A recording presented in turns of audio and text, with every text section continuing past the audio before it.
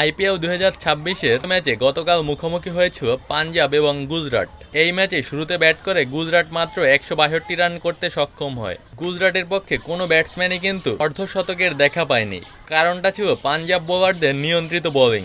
পরবর্তীতে দ্বিতীয় ইনিংসে 163 রানের টার্গেট চেস করতে নেমে পাঞ্জাব কিংস কিন্তু ওইভাবে সুবিধা করতে পারেনি। তারা শুরু থেকেই ম্যাচ ধরে রাখার চেষ্টা করলেও তাদের একের পর এক উইকেট যেতে থাকে। কোনো পার্টনারশিপই বেশি দূর স্থায়ী হয়নি। শুধুমাত্র সিমরান সিং এবং কুপার কোনালির শুরুর পার্টনারশিপটা বাদে গুজরাট বোলাররা যথেষ্ট চেষ্টা করেছিল এই রানটি ডিফেন্ড করার। তবে পাঞ্জাবের একমাত্র ব্যাটসম্যান হিসেবে কুপার কোনালির 50 ঊর্ধ্ব দায়িত্বশীল ইনিংসটি পাঞ্জাব কিংসকে 3 উইকেটে জয় পেতে সাহায্য করে।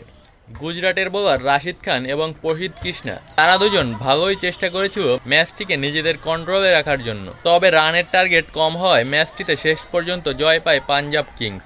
আইপিএলের এই মৌসুমে এখন পর্যন্ত হওয়া গতকালকের ম্যাচটাই কিন্তু হাড্ডাহাড্ডি বেশি ছিল। ম্যাচ শেষে ম্যান অব দ্য ম্যাচ হয় পাঞ্জাব কিংসের দায়িত্বশীল ব্যাটসম্যান কুপার কোনালি। আপনারা এই ম্যাচটি কেমন উপভোগ করলেন জানাতে পারেন।